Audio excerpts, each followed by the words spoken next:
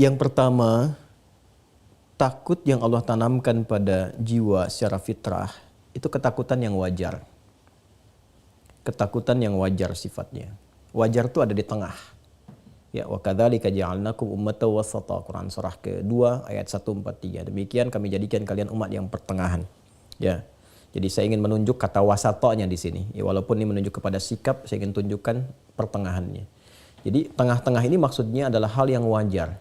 Ya, takut, gelisah seperti tadi yang saya contohkan. Gelisah kalau tiba-tiba anak pulang terlambat, ya. Ya, gelisah ketika awan pekat, mendung, itu gelisah yang wajar.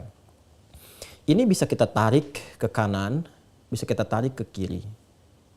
Kalau yang standar, yang wajar, yang biasa ini, kita naikkan levelnya untuk mendekat kepada Allah. Dengan berlatih, berzikir, belajar, tidak harus meninggalkan aktivitas harian.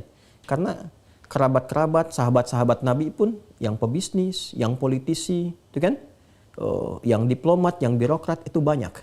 Tapi mereka malamnya masih sempat tahajud. Yang kata Imam An-Nawawi dalam kitab At-Tibyan fi Adab Hamalatil Quran itu sampai khatam Al-Quran. Utsman bin Affan, Tamim Ad-Dari, ya, dan sebagainya. Banyak sekali pejabat-pejabat. Bahkan di militer Nabi punya 38 sahabat yang panglima dari 12.000. Itu mereka ketakwaannya tinggi, zikirnya tinggi. Nah, mereka naikkan levelnya dari yang wajar menjadi tinggi. Sehingga harapannya dengan itu semua selalu ada dalam perlindungan Allah Subhanahu wa Ta'ala. Jadi ketakutannya bukan ketakutan biasa lagi, bukan standar, tapi naik di atas itu, cuma sifatnya positif. Sifat takut positif ini adalah sifat takut yang mengantarkan dia selalu berada dalam perlindungan Allah. Jadi kalau misalnya dia mau bicara, dia tata dulu nih. Pembicaranya Allah ridha enggak? Kalau bicara nyakitin orang lain enggak sih? Lawan bicara kita tersinggung tidak? Kalau bercanda pun dia cari kata-kata yang tidak berlebihan.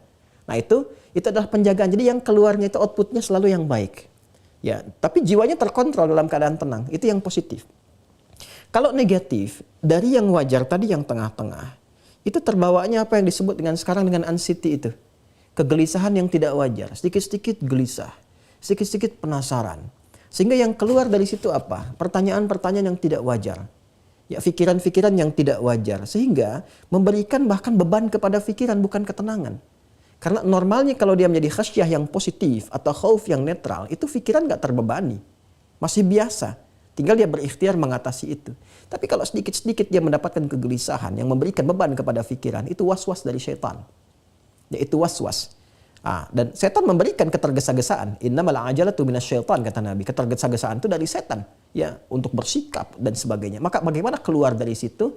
Mendekat kepada pilihan-pilihan zikir.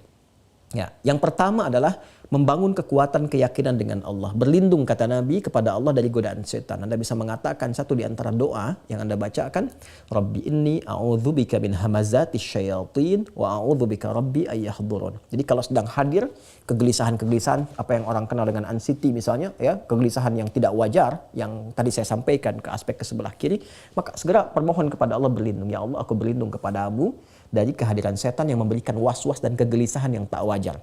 Ya kan? Atau Anda bisa katakan a'udzubillahi minasyaitonir rajim. Itu yang pertama. Yang kedua, Anda bisa isi dengan pilihan zikir yang tadi saya sampaikan, ya, bisa dengan Al-Qur'an.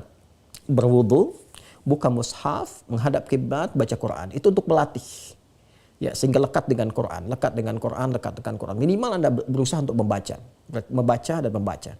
Ya, ada lagi misalnya ada yang dilakukan dengan sholat, ya. Ambil wudu, sholat 2 rakaat, ya, sholatnya sholat wudu misalnya bisa setelah wudu sholat atau sesuai dengan waktunya, ya, atau hal tertentu yang Anda bisa inginkan, boleh. Ya, Anda kemudian sholat di situ minta ketenangan kepada Allah, boleh. Ya. Ada lagi misalnya Anda cukup mengatakan zikir-zikir yang agung, la ilaha illa anta subhanaka inni kuntu minadh dhalimin, ya. Atau saya ajarkan doa, ini untuk menenangkan hati. Ini doanya tersambung secara ma'thurat, ya. Allahumma ati nafsi taqwaha wa zakkiha anta khairu man zakkaha anta waliyuha wa maulaha. Ini doa yang sering saya biasakan baca, minta ketenangan, ya, ketentraman, ya. Saya ulangi, ya. Allahumma ati nafsi taqwaha. Duhai Allah, anugerahkan kepada jiwaku pengendalian dalam takwa. Wa zakkiha anta khairu man zakkaha. Dan bersihkanlah ia dari segala gangguan dan kotoran.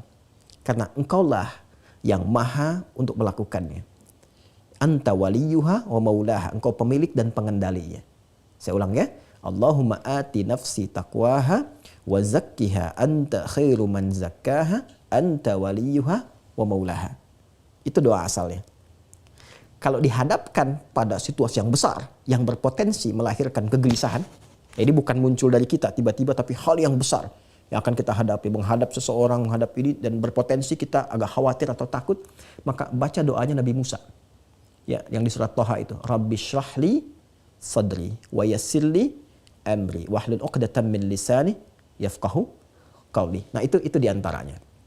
Sedangkan yang kedua, bagaimana menanamkan rasa takut kepada anak. Anak itu bening, jernih, dan hanya mendapatkan pantulan dari lingkungan sekitarannya. Itu yang kata Nabi, kullu mauludin yuladu 'alal fitrah. Setiap yang lahir itu berada dalam fitrahnya. Jadi anak itu baik, bersih, bening, gitu kan? Nah, kemudian juga cenderung kepada kebaikan.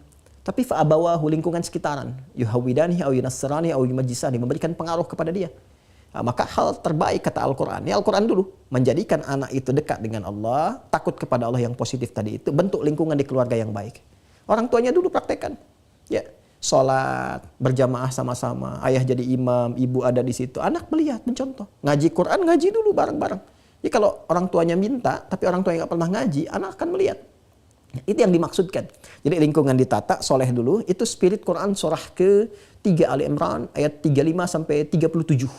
Jadi Imran dengan Hannah itu diberi contoh oleh Allah lewat Imran dan Hannah. Jadi bukan Nabi, bukan Rasul. Supaya kita nggak ngeles. Ya, ini kan Nabi, ini kan Rasul. Allah kasih yang bukan Nabi, bukan Rasul. Ya.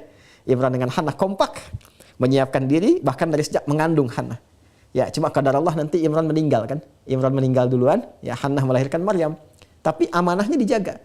Begitu kemudian Maria lahir, apa yang terjadi? Yang terjadi indahnya adalah disiapkan seperti amanah sebelumnya. Dipilih guru yang baik Nabi Zakaria, ditempatkan di tempat yang baik mihrab, kemudian dirawat di sekitarnya dengan cara yang terbaik. Apa yang terjadi?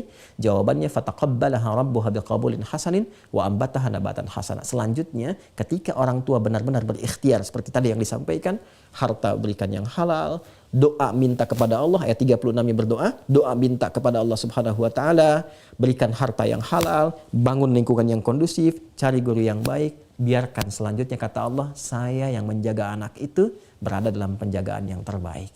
Itu spiritnya dan prakteknya ada di Quran surah 31, Luqman ayat 13 sampai dengan 19. Wallahu taala alam bissawab.